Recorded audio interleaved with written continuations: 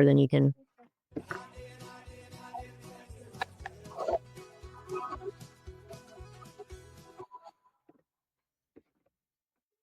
Today, we are thrilled to welcome Grant Maughan, an adventurous spirit and accomplished endurance athlete who brings a unique perspective to the Iditarod Trail. While most of our listeners know the trail for the iconic sled dog race, Grant experienced it in a completely different way on foot as part of the Iditarod Trail Invitational. Beyond his journey on the trail, Grant has also conquered incredible feats like climbing Mount Everest and running across the Alps. His story often offers a fresh and inspiring take on endurance challenges, and we're excited to dive into his experiences and learn from his extraordinary adventures. Please welcome to the show, Grant Maughan. Hi, everyone. I'm Grant. Hi, Grant. Can you start off by telling us a little bit about yourself and what inspired you to become an adventure and ultra runner? Well, I'm 60 years old now. I've been here for a whole 60 years, and I work at sea. That's my job. I drive ships around the world, and so I'm away from home, and sometimes I'm away from land for a long time. So one day I decided to just try and start running when the ship came into port, and I found out I enjoyed it so much that I just kept going. And I found that running and doing endurance events was something that I felt was inside my heart ever since I was born. So that's what drew me to keep doing it. And as I done more and more, I found I was more interested to go and see other parts of the world and run and climb in other parts of the world as well. So that's what got me into it. And I've been doing it for about 13 years now. And I still enjoy it, though sometimes I don't know why. But it's still good for my health and my physical being. So I'm just going to keep going for as long as I can. So we are going to focus on a little bit on Mount Everest. Climbing Everest is one of the biggest challenges in the world. What made you decide to take this challenge on? Well, I'm scared of heights, and I've been scared of heights ever since I can remember. And when I was a young boy, I used to read books about mountain climbers and all the adventures and dangers that those people got into, and I thought I'd never be able to do it. But when I started ultra running, some of the races go over the Alps or over mountains in Colorado or Canada, places like that. And so I got more and more interested in going further and further up and getting higher. So I learnt to mountain climb on Mount Rainier in Washington State. And then I climbed the biggest mountain in the Southern Hemisphere, which is Aconcagua in Argentina. And then I climbed Denali in Alaska. And then finally, someone said, "Hey, why don't you climb Mount Everest?" And I said, no, I'm not experienced enough. I'll never be able to do it. And the guy said, "You're already an endurance athlete, so you have a lot of fitness and you have a lot of stubbornness to get the job done. Why don't you come and join our team?" So I did. And I went to Tibet and we climbed the north side of Mount Everest. And it was one of the most difficult and dangerous things I've ever done. But to stand on the top of the world for 14 minutes was something that I'll never forget. We are actually learning about Everest in science right now. Can you explain what it is like to climb such a huge mountain? It's a lot of work, obviously, because you have a lot of climbing and you have to carry a lot of heavy weights all the way up the mountain and stock your camps. That'll include food, sleeping gear, safety equipment, climbing equipment, and oxygen for once you get into the death zone above 26,000 feet.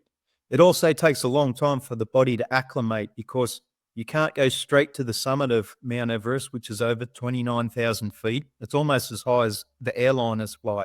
So you have to do it in incremental parts, which means you have to go up a little way and then come back down and sleep, and then go up a little higher again and come back down.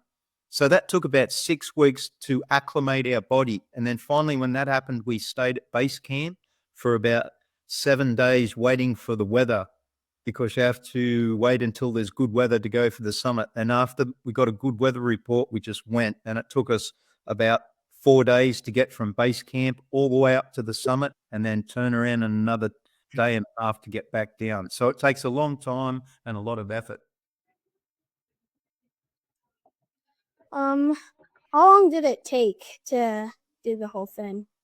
I was in Tibet for 2 months, and the acclimation, like I said, took 6 weeks, and then we had to wait a week for the weather, and then it was another week to actually climb to the top of the mountain and back down. And then it was a grueling 3-day bus trip from Tibet back to Kathmandu. So I was away from home for 2.5 months to do the whole expedition. Did the altitude make it hard to breathe? Oh, yeah. Yeah, it sure does. And if you're carrying a heavy backpack with load going up, it's even harder. You take one step and then you take about 6 breaths, and then you take one more step and another 6 breaths. And that's what it's like. The higher you get up, when the oxygen gets very thin, you start wearing an oxygen tank and you breathe it through a mask. So that helps it seem like the altitude is a little bit lower, but even above 26,000 feet breathing pure oxygen, it was incredibly hard to take a breath. And sometimes it just felt like I would never, ever get my breath back. And when you come down, you can take the oxygen mask off, and the lower you get, the more oxygen you get, and it feels rich and sweet as you start breathing all the oxygen coming down. It's incredibly difficult physically and psychologically when you don't have any oxygen up high, especially when you know you have to concentrate so hard because of all the dangers around you. What is it like sleeping? That is also very difficult because of the low oxygen level. Sometimes you wake up in the middle of the night and it feels like you're drowning because you can't get your breath. It's just because your body has relaxed so much and your breathing rate and heart rate has gone down. All of a sudden, you're not getting enough oxygen molecules from the breaths that you take. So sleeping was difficult. And also sometimes you get a headache because of the oxygen, and the higher you go, the barometric pressure in the atmosphere is less, so your brain tends to swell a little bit. So sometimes you get a headache because your brain is pushing against the inside of your skull. Everything is difficult. How did you prepare for the altitude and the physical changes? So obviously you have to do a lot of training. I was already very fit and healthy because I was running 100-mile races, 300-mile races, doing things like that. So physically I was very fit. Some people use what's called an oxygen tent before they go there, and it's a tent you put over your bed, and every night you sleep in there, you dial down the oxygen content so it simulates being at higher altitude. So that makes it a little bit easier before you get there. Unfortunately, I didn't have that equipment before I went, so I had to do it all on the mountain and do it very slowly. The other thing, you have to get used to carrying heavy loads in a backpack. So I used to fill up my backpack with bricks, housing bricks, and then walk around the neighborhood and up and down bridges and up and down stairs just to develop the muscles in your legs. Can you walk us through what it was like the day you reached the top? Oh, wow. We got to the top camp called Camp 3 at 26,000 feet in the afternoon. We stayed there for about 5 hours and we melted snow to make water because you dehydrate a lot when you're at altitude.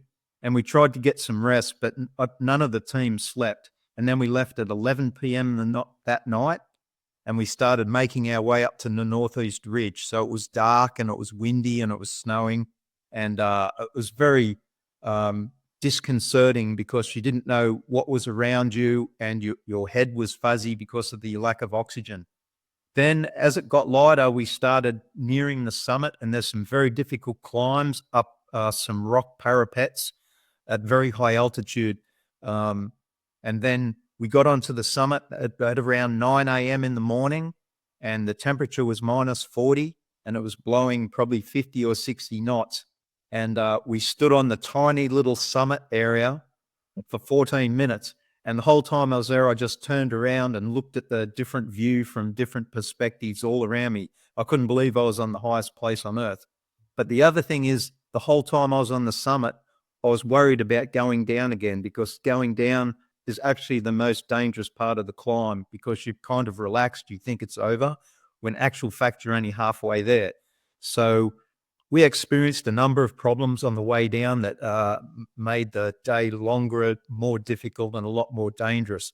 So once we got back to the high camp at Camp 3, it was probably 7 p.m. at night, and I was thankful that we're out of the danger zone then. What was the scariest or most intense part of the trip? The most intense part for me was traversing the north face of Everest at an altitude of over 28,000 feet. And there was a rock ledge that wide. Sometimes you had to dolly step just to get your boots around because you're wearing these huge insulated boots to protect your feet. And you've got 1-inch spikes on the end called crampons that stop you slipping on the ice. And right beside you, as you're trying to dolly step along this little ledge, is 10,000 feet drop down to the glacier. And the wind is blowing and you've got snow blowing at you. And you have a small rope that's been fixed onto the rock, but if you fell off, the rope would probably just pull out. And for me, that was the most scariest part of the whole trip. And what's even worse is sometimes another climber that had already been to the summit would come back the same way.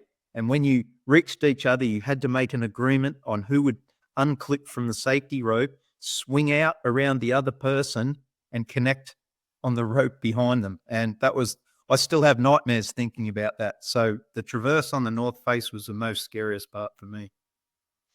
People have died while climbing Everest. Did this worry you? Yeah, yes, it did. In fact, I thought about it the entire time on the way to the mountain. I thought about it the entire time that I was climbing on the mountain. I've seen 2 unfortunate dead bodies on the mountain as I was climbing up. They'd been there, one guy had been there for 8 years and one guy had been there for about 15 years.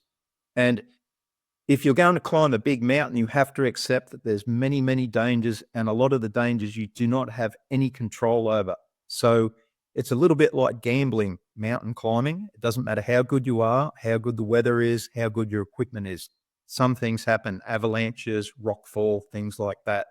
So you have to accept it before you go there that you're putting yourself in incredible danger. And I had a couple of instances where I really thought maybe I wouldn't come back. And it was very, very scary, let me tell you.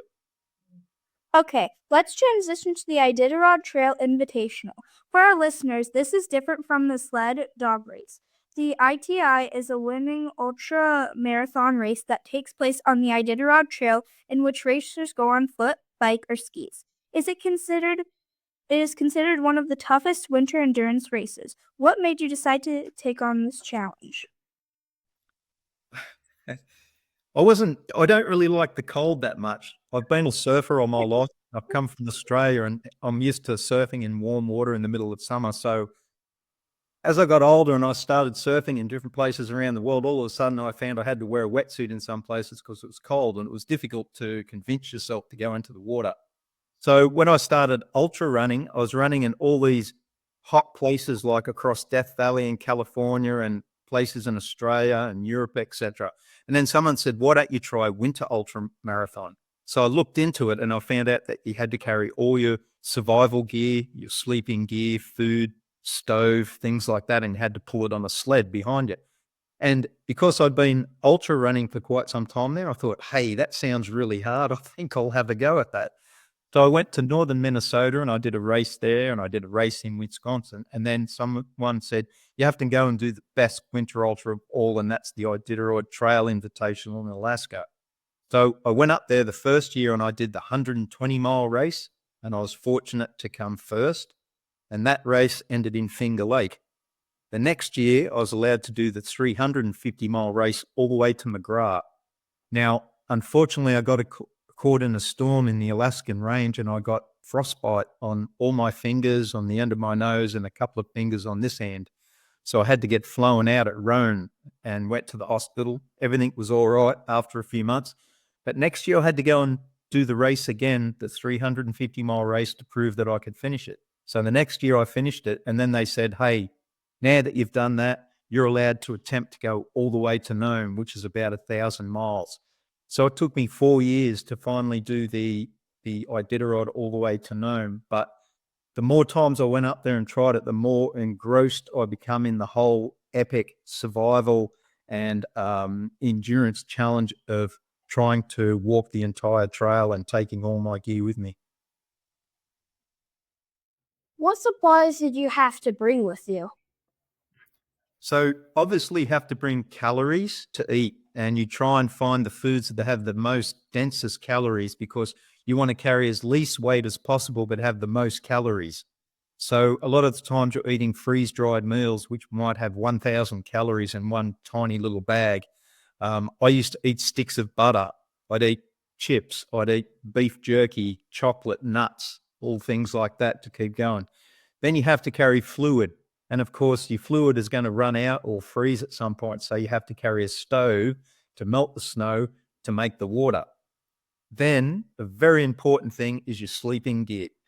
I carried a -40 sleeping bag, and that fit into a Gore-Tex bivy sack, just like a big bag. And that helps to protect the sleeping bag.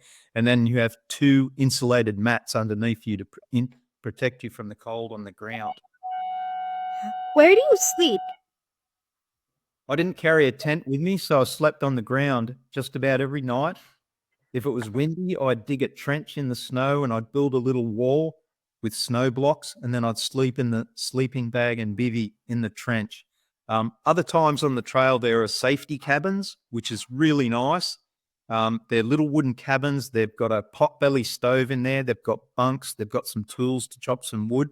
So occasionally along the way, I'd stop in the safety cabins. And also when you get to some villages, they allow you to sleep in the school. So sometimes you'll sleep on the basketball court in the middle of the night or in the hallway somewhere. But most nights I was out there, I slept on the ground in the snow. Do you ever see the Iditarod mushers? Yes. In fact, we've seen quite a lot of Iditarod mushers, and when you hear them come up behind, you move your sled off the trail so the dogs can keep going straight ahead. And those dogs are so focused that they hardly even look at you. They just run past. They've got a job to do, and that's all they want to do. And of course, you wave to the musher and he waves back, and you make sure everyone's okay.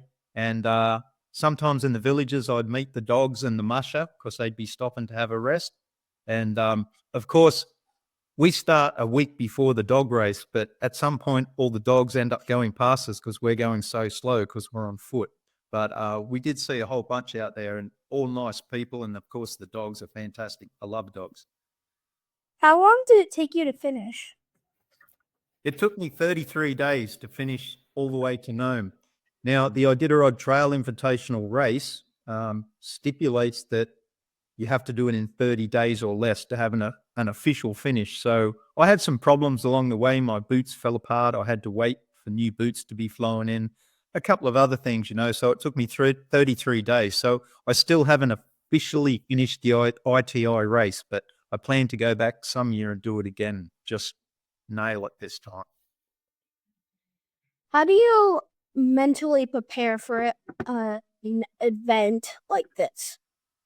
Wow, that's really difficult. One of the hardest things about doing an event like that is being right in your mind, in the right headspace, because you're going to be out there a long time alone. You're going to be out there in the middle of the night. It's freezing cold. Sometimes you're wet. Sometimes you're hungry. Sometimes you're so tired you just don't think you can go on.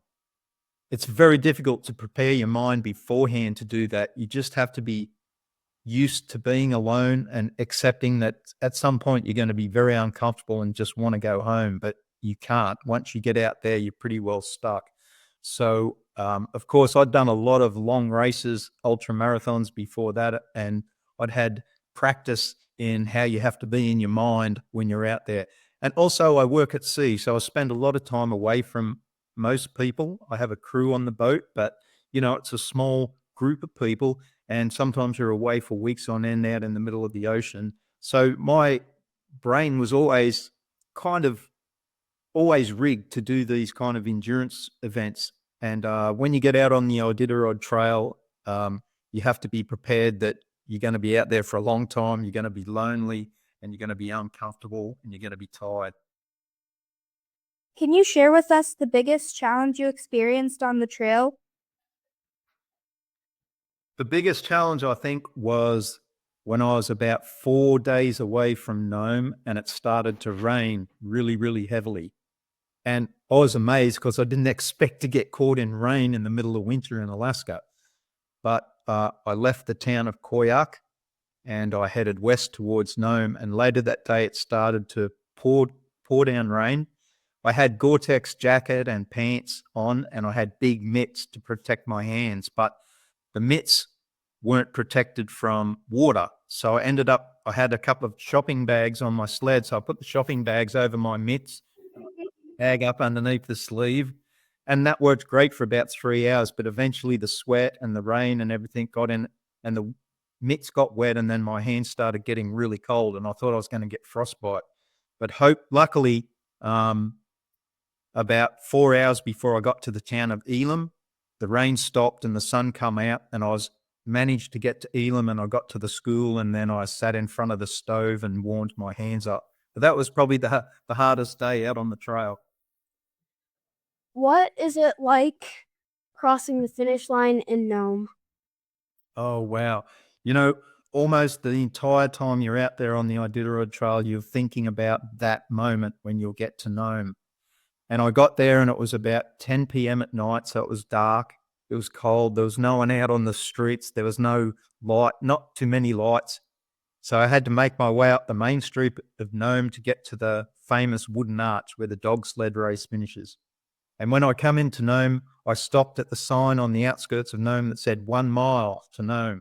And I stood and I stared at that sign for a long time and I thought, I cannot believe I've just walked almost 1,000 miles to see that sign that has 1 mile and that's all I've got left to go. And the last mile, I really went slowly and took my time and I looked around and I enjoyed the whole moment of just making that last mile into Nome.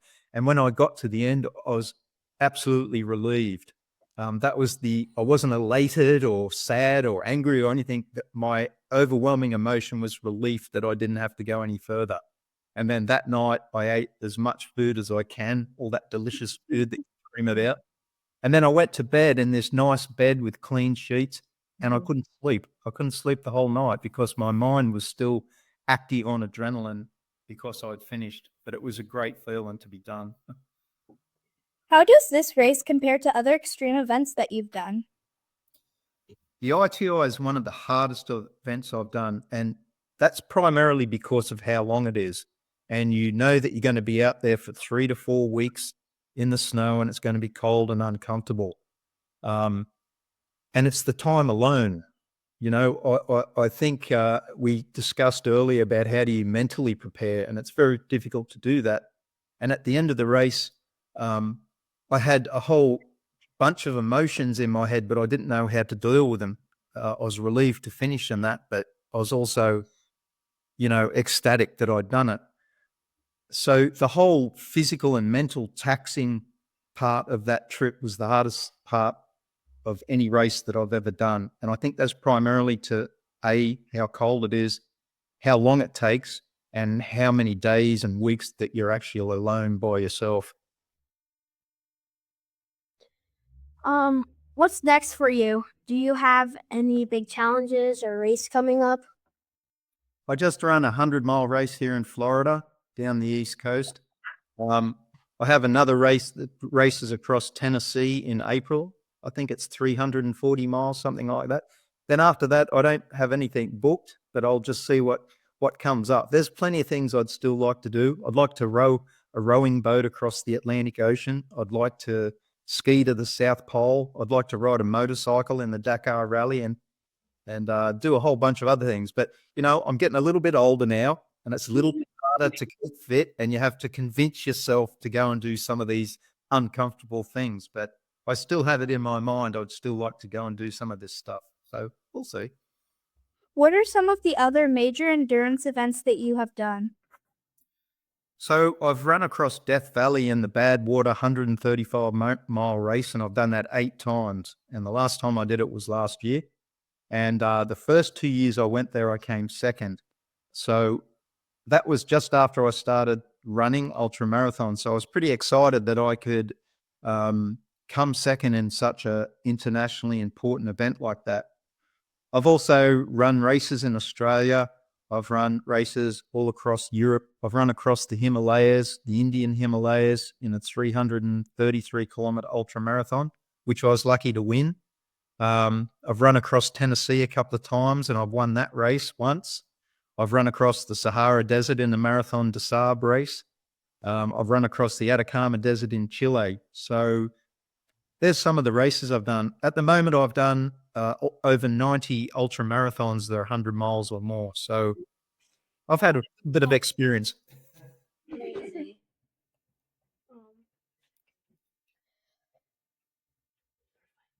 Is there no, this one here. Oh, sorry. Sorry about that. Our final segment is the speed round. Are you ready? Yeah. Favorite endurance race? The 333 Ultra the High across the Himalayas. Favorite mountain you've climbed? Denali. Favorite weather to race in? Hot. Worst weather you've experienced in a race? Rain in Alaska. Favorite sport, biking, running, or climbing? Running. Toughest race or adventure? The Iditarod 1,000 miles to Nome. And last question, the most beautiful place you've raced in?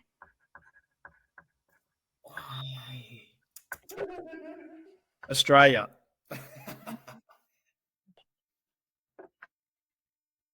Thank you so much for talking with us. It's been an absolute pleasure. I hope I've given you some information and maybe you've learned something about climbing Mount Everest, and happy to do it. Thank you. Bye. Special thanks to our guest, Grant Maughan, for being on our show this week. If you have any questions, comments, or people you would like to hear on the show, email us at huskytalk1@gmail.com. We would also like to give credit to Hobo Jim for our intro song, the Iditarod Trail song, and our outro song, Reddington's Run. Here's to Joe and it's obligo in the land of the midnight sun. They call this race the Iditarod Trail. To me, it's Reddington's Run. In my heart, it's Reddington's Run.